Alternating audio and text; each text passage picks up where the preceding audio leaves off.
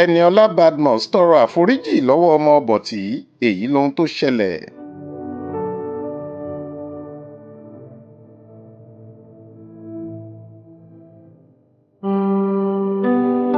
Bó tilẹ̀ jẹ́ pé kò sẹ́nìkan tó fura pé nǹkan kan tó lè di ìjà ńlá ń lọ láàrin àwọn òṣèré tíátà méjì yìí, síbẹ̀ gẹ́gẹ́ bí Yorùbá ṣe máa ń pòwe, wọ́n ní bí ẹlẹ́jọ́ bá ti mọ ẹjọ́ rẹ̀ lẹ́bi kì í pẹ́ lórí ìkúnlẹ̀.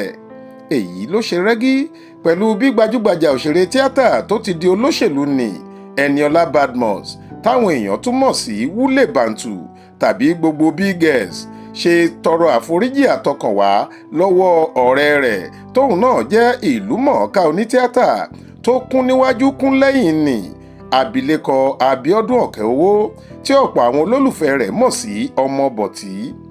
Ẹniọla ní kí Ọmọborty foríjì òun òun á ṣàtúnṣe sí ìwà òun bó ṣe yẹ.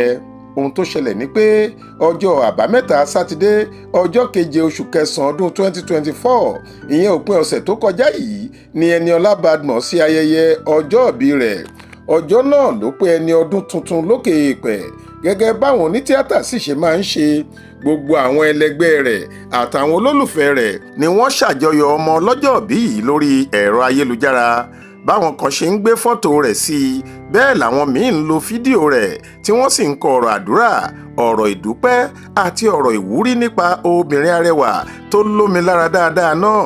Ọmọborty náà kò gbẹ́yìn, ó gbé fọ́tò ọ̀rẹ́ rẹ̀ yìí sójú òpó ayélujára Instagram rẹ̀, ó sì kọ ọ̀rọ̀ ìkíni ṣókí kan sábẹ́ fọ́tò náà. Ó ní, ẹ kú ayẹyẹ ọjọ́ ìbí o, Badowski olólùfẹ́ mi títí ayé, Ẹniọla Badmus.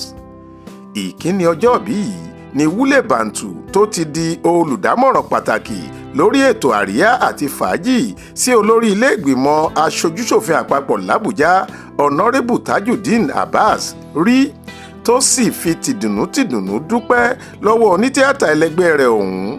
Nínú èsì rẹ̀ ló ti tọrọ àforíjì lọ́wọ́ rẹ̀ pé òun jẹ̀bi torí òun kì í ráàyè béèrè àlàáfíà ọ̀rẹ́ òun yìí bó ṣe yẹ, kò sì dáa bẹ́ẹ̀. Ẹniọla ní, ó ṣeun gidigidi o arábìnrin mi, mo mọ̀ pé mo jẹ̀bi ṣùgbọ́n màá ṣàtúnṣe. Kò pẹ́ tí Ẹniọla fèsì tó sì tọrọ àforíjì yìí ní ọ̀rẹ́ rẹ̀ náà Ọmọborty ti ka ọ̀rọ̀ rẹ̀, lòun náà bá tún kọ ọ̀rọ̀ ìwúrí míì nípa ọlọ́jọ́ ìbí yìí láti fi hàn pé àjọṣe tó gbámúṣé ló wà láàrin àwọn látẹ̀yìnwá. Níṣe ló da èdè òyìnbó pọ̀ mọ́ ti Yorùbá lọ́tẹ̀ yìí. Ó ní, ọmọ yèmí ni ẹ́ títí ayé sì ni.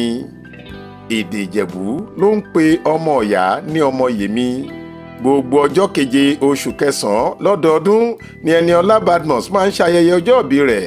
Ní ti ọdún yìí kò ṣẹ̀ṣẹ̀ dìgbà téèyàn bá ròyìn, ó hàn gbangba pé inú arẹwà òṣèré tí iwájú rẹ̀ kún tí àkọ̀yìnsí rẹ̀ náà kò kẹ̀rẹ̀ yìí dùn dọ́ba, torí inú ẹni kì í dùn ká pa á mọ́ra. Láti bí ọjọ́ méjì ṣáájú ọjọ́ ìbí ọ̀hún ni Wúlé Bàǹtù ti ń kọ ọ̀rọ̀ sójú òpó Instagram rẹ̀ bó ṣe ń pàṣàmọ̀ nípa ayẹyẹ ọjọ́ ìbí tó ń bọ̀, bẹ́ẹ̀ ló ń ṣàdúrà fún ara rẹ̀ táwọn olólùfẹ́ rẹ̀ sì ń kí i kú ojú lọ́nà. Lọ́jọ́ ìbí ọ̀hún gan-an, àwọn ọ̀rọ̀ àdúrà àkànṣe ló kọ sábẹ́ àwọn fọ́tò tó jojú ní gbèsè tó gbé sórí ìkànnì rẹ̀. Lára ọ̀rọ̀ tó kọ síbẹ̀ ni, lónìí mò ń fi àsìkò yìí dúpẹ́ lórí ìrìn àjò ayé mi, ibi gíga tí mo ti dé, àwọn ẹni tí mo dì lónìí. Mo dúpẹ́ lọ́wọ́ Ọlọ́run fún ẹ̀bùn wíwà láàyè àti fún ọ̀pọ̀lọpọ̀ ẹ̀bùn àkàìkàtán tó rọ̀jò rẹ̀ sórí mi pẹ̀lú okun tó fún mi tí mo fi lè dojúkọ àwọn ìpèníjà tó sọ mí di ẹni tí mo jẹ́. Ní ọjọ́ àkànṣe yìí, mo gbé ọkàn mi sókè nínú ọpẹ́ àti àdúrà. Mo gbàdúrà fún àlékún okun nípa tẹ̀mí àti tara kí n lè máa rìn níbàámu pẹ̀lú ète ọkàn mi àti kádàrá tó wà níwájú mi. Ọlọ́run jọ̀ọ́ fún mi lọ́gbọ́n tí mi ò fi ní ṣìyàn, sùúrù tí màá fi la àsìkò làásìgbò kọjá, àti ẹ̀mí àánú kí n lè nífẹ̀ẹ́ àwọn míì kí n sì sìn wọ́n. Báyìí ni Ẹniọla ṣe dàníyàn fún ara rẹ̀ lọ́jọ́ ìbí rẹ̀.